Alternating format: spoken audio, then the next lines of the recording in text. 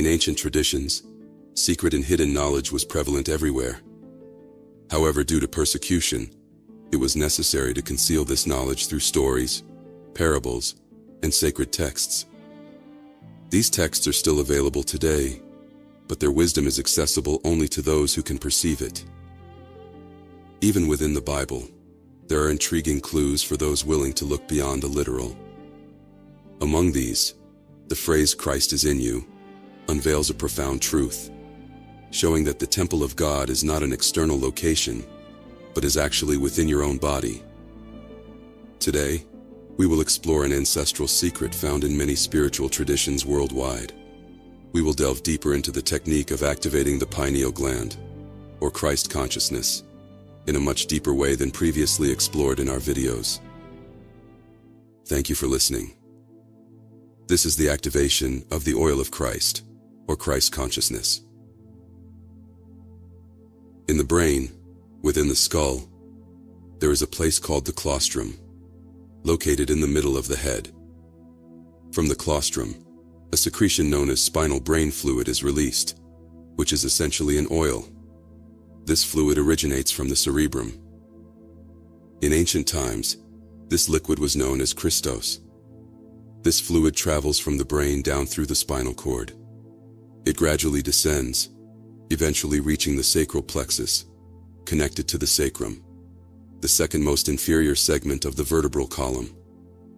The way the secretion travels down the spinal cord to reach the sacral area highlights the intricate and wonderful design of the human body. The spinal cord is essentially an extension of the brain. It's a microcosm of how our consciousness descended from heaven into physical reality and matter. This is the origin of the Santa Claus legend. The fluid created in the brain travels down the spinal cord to the sacral bones. This journey mirrors Santa Claus traveling down the chimney to bring gifts, symbolizing the gifts of consciousness, or Christ consciousness, once activated. Every month, when the moon aligns with its position at your birth, a germ or seed is believed to be created and planted in the solar plexus, located just above the sacral plexus. It is considered a universal creative substance, the essence from which everything is born and within which everything exists. The oil arrives at the sacral plexus and awaits the germination of the seed, which occurs once a month, 12 times a year. This happens over a period of 2.5 days each month, when the moon is in the zodiac sign where the sun was at your birth. This germ represents the Christ, born in Bethlehem, as the solar plexus is also known as Bethlehem, the birthplace of Christ. This seed, this oil, must return to its origin in the midbrain. As the oil ascends through the spinal cord, its vibration increases and amplifies. Initially, the oil is differentiated in the pineal and pituitary glands before being sent down the spinal cord. These glands, symbolizing the masculine and feminine energies, give rise to the spiritual progeny born within the solar plexus of every human being. The oil descends through the spinal cord via the nerves known as Ida and Pingala in the energetic system of the Indian chakras. The Pingala represents the nerve of the pineal gland, associated with honey and the positive electric charge. The pituitary gland is connected to the Ida nerve, which is associated with milk and the magnetic charge. The allegorical reference here is that the germ, the Christ, is born in Bethlehem, joining the two energies of Joseph and Mary, male and female. The oil that descends from the brain is also known as the manna from heaven.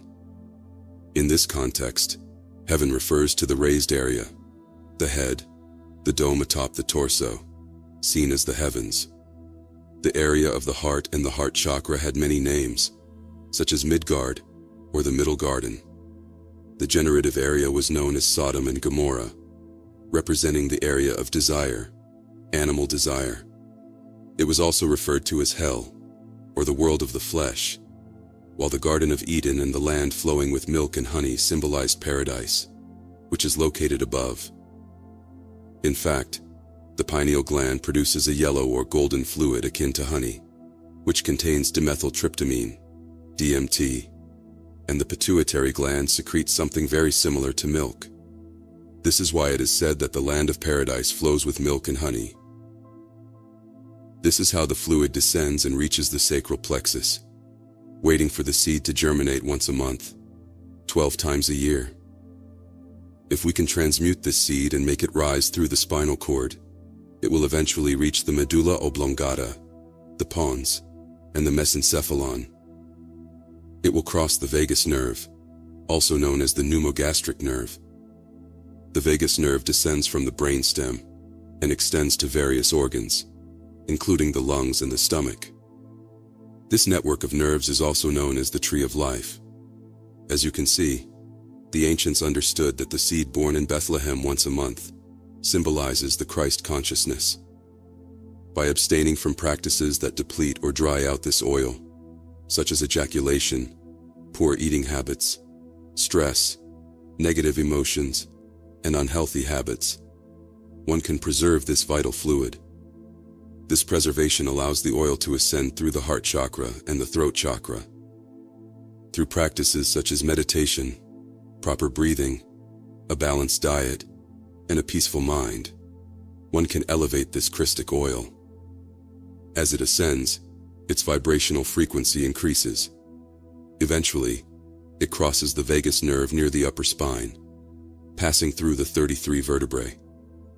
This symbolic journey aligns with the crucifixion of Christ at the age of 33. When the oil reaches the upper part of the spine, it encounters the optic thalamus, an egg-shaped organ located in the center of the head. When the oil crosses the vagus nerve, this is known as the crucifixion. It symbolizes the death of physical consciousness. Then, you become spirit.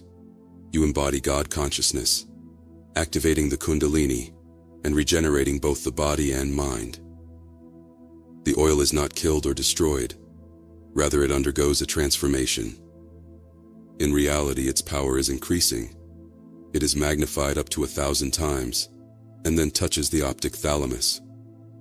For 2.5 days, which is equivalent to a lunar cycle, it remains inert, appearing as if it is dead. This phase is likened to the death of Christ. It remains in a latent state in the tomb, which in this case is the cerebellum.